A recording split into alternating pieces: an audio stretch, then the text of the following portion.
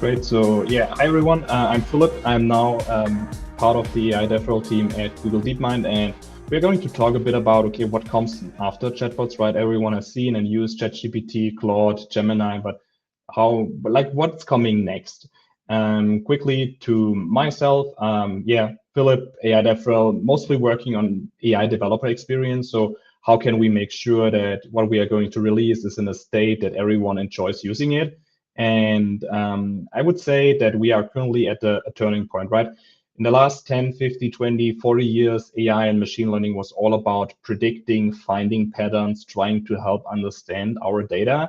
And now we are moving into doing something with ChatGPT and like agents and Claude and Gemini.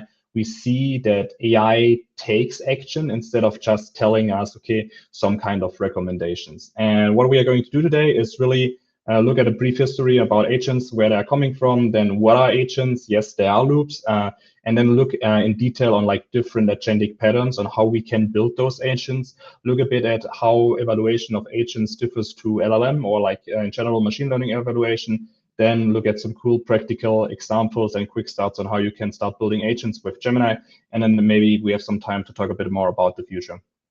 So where we are coming from, right? GPT or GPT-2, all of the first transformer models were all about completion. We had models, they started to generate text, and we learned, wait, they can generate poems, and they're really nice auto-completion tools. And then we started to move into a world where, hey, what if we train them on some data that when I ask it a question, that it doesn't continue with another question? What if it can really answer the question? So we went into instruction tuning, where we basically train the models to not complete text, but still complete text in a way that it's more helpful for us. And then with ChatGPT at the end of 2022, it was all about conversations and, how can I go beyond the single like instruction with like question answer into a way that I can have like really long multi-turn conversations. Then we entered into a way, that's nice, but what if I want a model to do something for me, like get information from API? So we went back to the instructions, but now added some functions where the model started to generate an output, which helped us parsing and then calling APIs.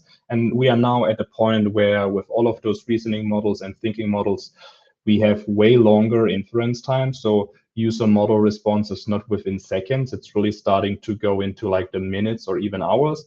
And the whole big difference is that we as a user just provide a goal and functions on like what the model can use, and then we expect the model to start, do a lot of different things, and come back with a very nice and good response for us. So where are agents coming from? And I think the first paper was published by OpenAI, where they talked about or fine-tuned pre-ChatGPT model, InstructGPT on web. So how can we browse the web? They trained it, model had very like simple actions. It received all of the browser. They used reinforcement learning to teach the model, what should I do? Where should I click it? And basically had the first browser agent for LLMs.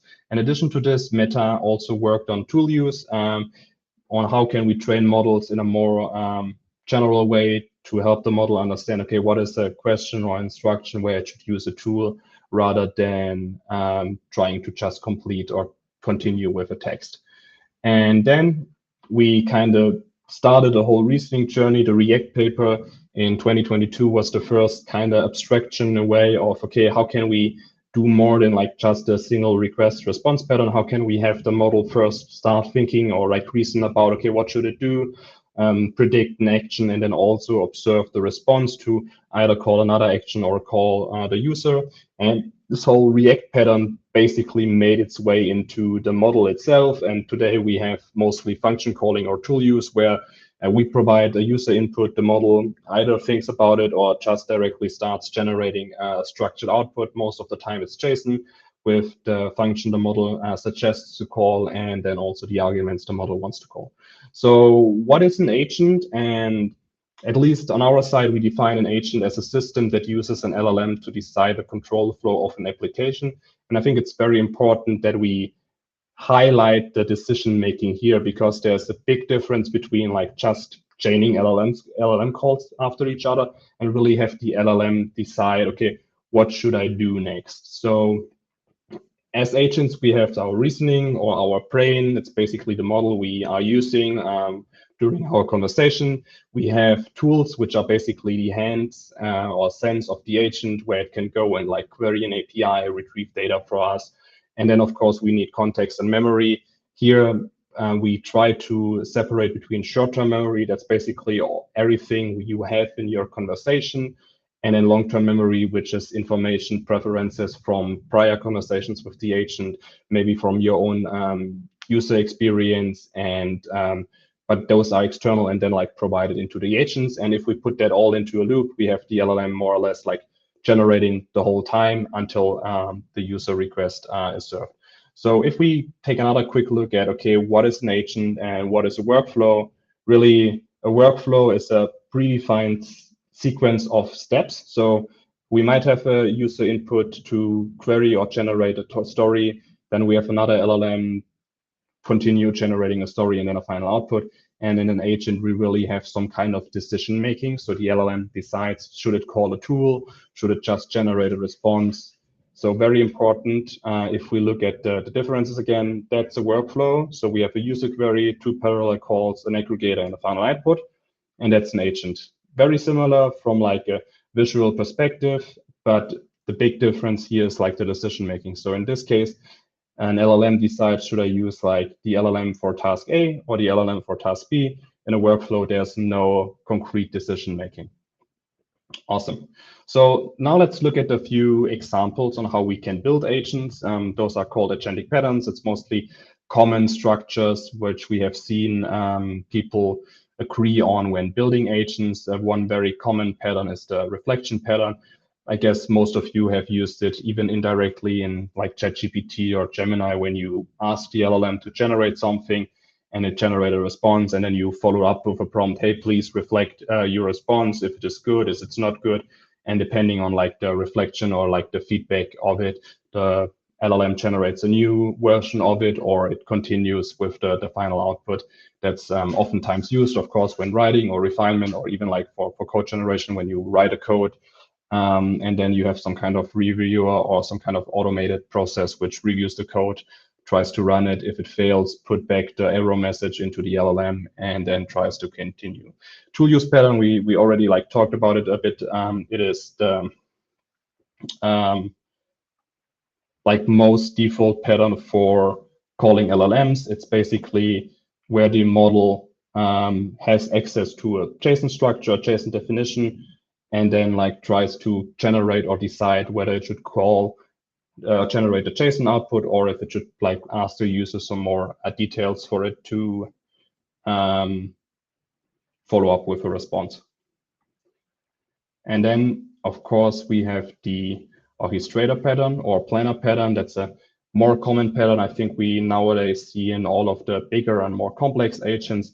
The whole idea here is basically before start doing any action, we have the LLM first generate a plan, and then dedicate or like provide a task to like different models, and have each of those tasks be run by a separate agent or by like other LLM calls or other models, basically. And then our final pattern is the multi-tool use pattern, where the LLM, similar to the orchestration pattern, has some kind of handoff mechanism between an agent 1 and an agent 2, where the LLM, instead of like creating a plan, it more or less natively hands over to another agent using the full context of the model. So when you have an orchestration pattern, the idea here is that you have like this flow, and each agent might have its different context or history, and a multi-pattern agent, you have a single unified context which is hand off or shared between the different agents. So a very common example is if you have like very separate agents for like booking a hotel or booking a flight. When a user starts like, hey, I would like to book a flight, I don't know, like to Toronto, and a hotel as well, maybe the hotel booking agent starts the process. Once the flight is booked, it hands over to the hotel agent, And then the hotel agent has all of the information prior to the user. When is the flight? When does it start? When does it end? And it makes it much easier and nicer in terms of an experience for the user to book the hotel then for its final destination. So why do we need those agentic patterns? Building agents is still software development, and in general for software development, it's very helpful if we have some kind of structured way of creating our systems. Very important, those patterns are not fixed rules. It's more like building blocks or help you guide the process of building those. I mean, we already have seen in the orchestration pattern, it's very common to use tool use pattern as part of it. So the idea here is really to compose all of the different patterns together. So a perfect agent will not, most of the time, not only just use one pattern, it could be some kind of orchestration pattern with a tool use agent, with a reflection agent, or with something additional. And it helps us, of course, to scale. Like, right, if we build some bigger agents and like want to scale, it's very important that we know about those patterns, that we can test them individually and help us improve our agent over time. So what is different between evaluating an agent and a model or an LLM in general? And I think it's good when we start looking at the LLM evaluation in general. Normally, when you create some kind of question answering system, you have an input and you have an output, and you are able to evaluate the output if the answer is correct or not. So it's very easy to verify. It's very easy to calculate the cost. LLMs are priced on like a per token basis. So we kind of can estimate, okay, how much or how expensive it would be to run an evaluation for a specific set. And there are like multiple evaluations available from academia and from like public leaderboards we can use to compare each other, or like different models, prior versions, to make it very easy to understand on a first glimpse, okay, how good is our agent? And of course, most of the time, evaluation is measured in capability, meaning the accuracy, like achieving like 80% on like math benchmarks with like 5-shot. Oh, looks like my slides got a bit smaller. I don't know. Okay, and then like to agents, it's very different, right? Agents are taking actions in real environments, so making it much harder to evaluate. What if you have like a customer support agent which needs to like send emails? That's much harder to evaluate than like just looking at the output. Cost can become very unbound. So it is, we don't know when running an evaluation on how many tools will be called or how many iterations we have in our agent loops. So it's really hard to predict in the beginning what the cost will be. So we will always have a range of cost. It's very task specific. So an agent is normally built for a small set of use cases for a very specific domain. So we always, all the time, need to create our own evaluation. So it's very hard to start with. And of course, I would say the biggest difference is that we need or should start measuring performance and reliability. And what I mean by this is that with capabilities, we basically measure how correct or like how good an answer is. And with reliability, of course, we measure how many times something is correct. And if we look at a very naive example on understanding agent reliability, I created this visual with like 2 agents. And if we rerun our evaluation only once, it looks like, hey, agent 1 performed much better. Let's use the setup of agent 1 compared to the agent 2 setup. But if we look on a longer horizon, so if you think about a customer support use case, you don't want only one customer to have a good experience, right? You want all of the customers, or like most of the customers, to have a good experience. If you would go with agent 1, one customer will have a very good experience, maybe a second one as well. But as soon as we are like 3, 4, 5, the performance is much lower compared to the agent 2. Of course, cost is, or like there are many other different considerations we need to think about it when selecting the agents, but reliability of agents is much more important than it was compared to traditional LLM use cases, because we want our agents to be successful on all of the runs and not only just for one case. Cool. So let's look at a few examples on how you can start building agents with Gemini. If you haven't tried or started yet, the easiest way is go to AI Studio. You can now access it on just AI.studio. You can get an API key for free. You don't need any credit card. If you have like a normal Google konto, or like with Gmail, you can log up, sign up. We have a generous free tier. You can now use all of the Gemini models, including 2.5 Pro and 2.5 Flash with Gemini. and you can start experimenting directly in AI Studio. That's our developer platform where you can prompt the model directly with text, or you can even start using tools. So on the right side in AI Studio, you have the access to different tools. We have built-in tools like Google Search, where you can ask or like ground your requests with search. So what happens behind the scenes is the Gemini decides, okay, should I use Google Search to answer it, or can I answer it myself? Of course, if you are done experimenting or want to build your own kind of agent, you need code. And one of the easiest way is the Gemini SDK, which supports automatic function calling. So basically what you see on the right side here is all you would need for building a weather agent. You create a Python function, and the Gemini SDK converts the doc string of the Python function and the input parameters into a JSON schema, and then provides it to Gemini.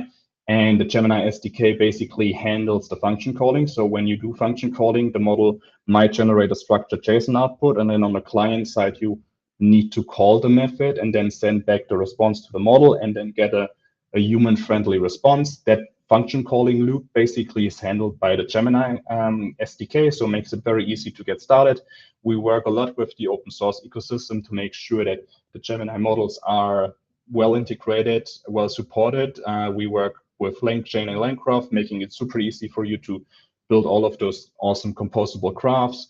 Or if you want to build multi-agent system with Crew AI, Gemini is well integrated. We also have a nice guide in our documentation for it, for the customer support use case. Work with Llama Index if you want to like process large number of documents or build some agent workflows or research agents. And then, of course, like the whole ecosystem is much broader. We try to really make sure that Gemini is well integrated in all of the popular tools you want to use or are available. So we partner with Vercel, with browser use, browser-based, Light LLM to make sure that Gemini is really accessible to the tool you want to use for building your agents, and that we are not limiting you on the things you can and want to build. And of course, if you are looking for really cool, dedicated examples, we published a deep research agent using LangGraph on GitHub, which has a nice UI, but also the backend, which does all of like the looping and like the reflection and like doing multiple Google searches, generating a report for you. Take a look. You can get inspired. You can like clone it locally. You only need the API key from AI Studio. You can like get it for free. And then if you want to really look at, okay, how does the coding agent work, or like how can I like look on a broader scale, the Gemini CLI, which is now used at Google internally, but also externally, is completely open source. So you can take a look at the system prompts, how are the tools implemented, how are they connected, also available on the Gemini GitHub repository. Awesome. I hope it was a bit helpful for you and you learned something new, and looking forward to some questions. Questions there are already, dude. And of course, it's always great when I get to hear you give talks. I really appreciate this. Let me jump right into what people are asking. We've got one from Chris saying, so we need to develop parameters for how, quote unquote, how the agent makes decisions, navigates probability space. This is where prompt engineering design still needs to evolve, right?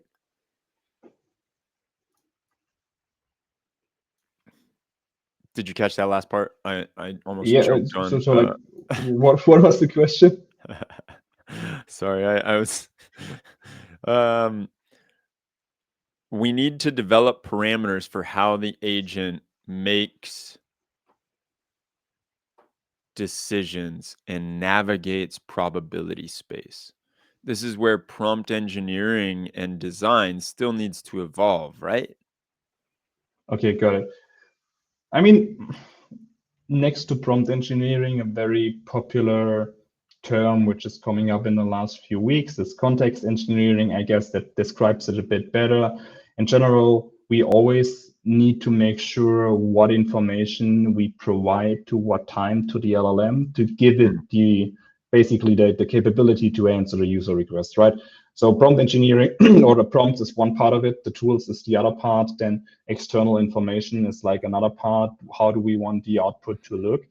and there is like no single rule. And I think that's why agent evaluation is also so much harder than like LLM evaluation, because for like a very simple customer support agent, it's you need to correctly define like how do you define a success, and agents are not 100% reliable currently. So you also need to like calculate in, okay, what happens if like two customers are not correctly served? Like what if I sell them a car for like $1?